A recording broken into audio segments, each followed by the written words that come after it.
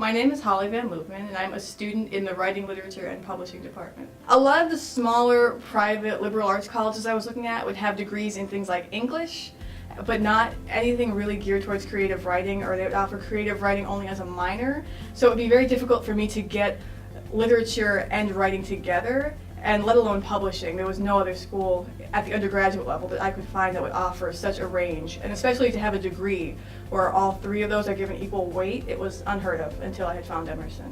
Writing and literature are the foundation of everything, and before I had come here, people would ask me, what are you going to do studying writing and literature? And I couldn't give them a straight answer because you don't see the direct correlation. You don't say, well, I'm studying biology, so I can go on to pre-med, I can go on, pharmacology, things like that. But with writing, there's no direct correlation. So I was a little bit concerned when I first accepted, but I knew it was something I had to stick with. Writing was a very big passion of mine, as was reading.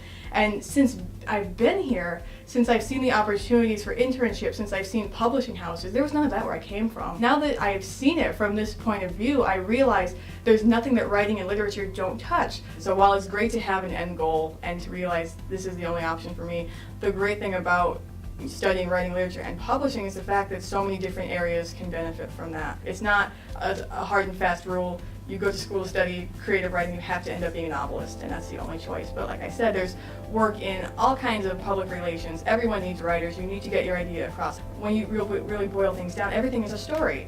Every advertisement you read is a story. Every kind of commercial you see is a story. Every documentary is a story. Stories are everywhere, and that's all people really have fundamentally. We're made of bone and blood and story, and there is no history, there's only biography, as John Adams would say. But because everyone's constantly looking for a story, everyone's constantly looking for the best way to tell that story to whatever their target audience is. So, the possibilities are limitless. For me, I've developed a really strong interest in education and helping people read and write to perpetuate their own stories. I've become very interested in the editing process to help really great stories reach other people. And I'm, of course, hung on to my own stories, and I've learned how to tell them even more accurately and more effectively. So it's a world of opportunities.